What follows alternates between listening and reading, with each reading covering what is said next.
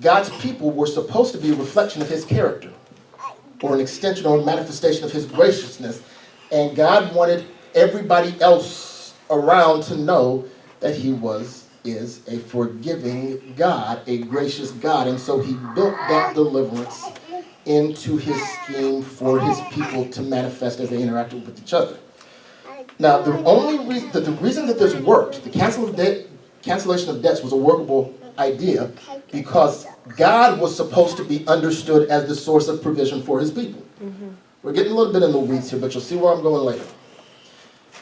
Brothers and sisters weren't supposed to be seen as a resource to ensure survival nor opportunity for material gain, but your sustenance and your substance was supposed to come from God, not from working over other people to get something from them that you needed. So the reason that they could forgive debt was because God says, I'm your source. I'll make sure you're taken care of. So even though in the 7th year they had to clear their debts, in the 6th year, God promised that if you all follow this, in the 6th year, your harvest is going to be 3 times what a normal year's harvest would be.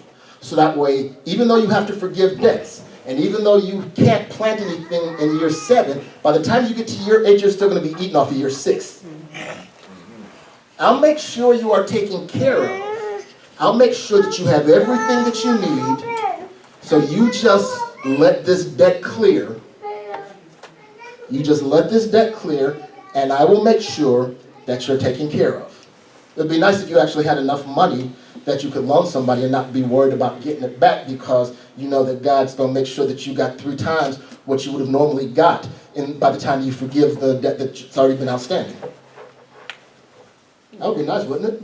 Yes. Because then you wouldn't have to get bent out of shape over loaning people money. That's right. And he told them, don't not loan somebody something in year 5 because you know it's only 2 years till you got to clear your debt. I mean, people were people even back in the Bible. Yeah. He was like, don't count how many years it is to the Sabbath and decide whether or not you're going to help somebody. I got you covered. I will make sure that you are paid and made whole. Thus, forgive us our debts as we forgive our debtors, pointed back to this ancient provision. Over the centuries, the notion of debt forgiveness began to expand past material transactions, and by Jesus' day, it had a much broader application. Forgiveness of debts included relational transactions. How many of you think, or of the belief, that within relationships there is no such thing as a ledger that is kept of offenses and benefits? Shouldn't be?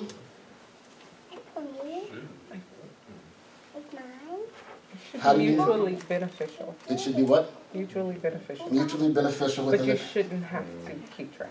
You shouldn't have to keep track. Well, back in that day they did. Not necessarily sitting written on a book. But they understood their relationships in terms of honor and shame. We've talked about that quite a bit.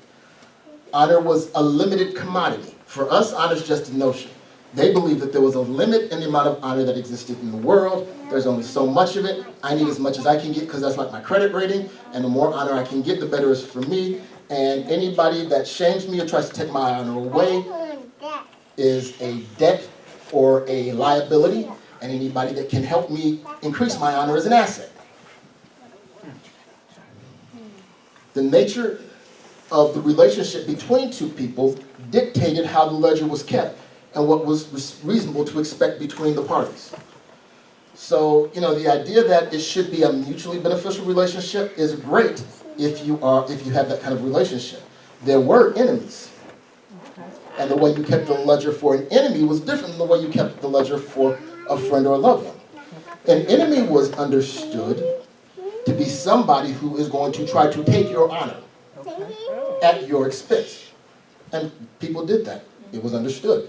That was the only way I'm going to get honor is to get somebody else's honor. So the ones who tried to get yours were considered adversaries, and they would take it, and the only way you get it back was if you went back and got it.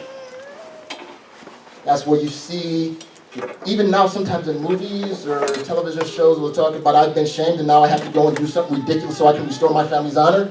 Somebody took my family's honor, and the only way I'm going to get it is if I go and get it back from them. They're not giving it back. That's my enemy. And enemies were understood to be somebody that's going to take your honor. Okay. Friends, loved ones, family members generally, were engaged in a relationship where, as you said, it was expected that they would both be able to increase each other's honor as opportunity arose. That had a different amount of accounting, because if the friend somehow did something to decrease the honor of the other person, it was up to that friend to try to do something to make that back up. So me and Glenn are friends. I do something that shames him or takes away his honor, causes him to lose honor. It's expected that I do something later, to both y'all, that I do something to restore the honor that was lost to them. And until I did so, it was counted as a debt against me. Okay. I have a debt of honor that has to be repaid because I have cost them something, and they're my friend, and our relationship is such that we are supposed to increase each other's honor.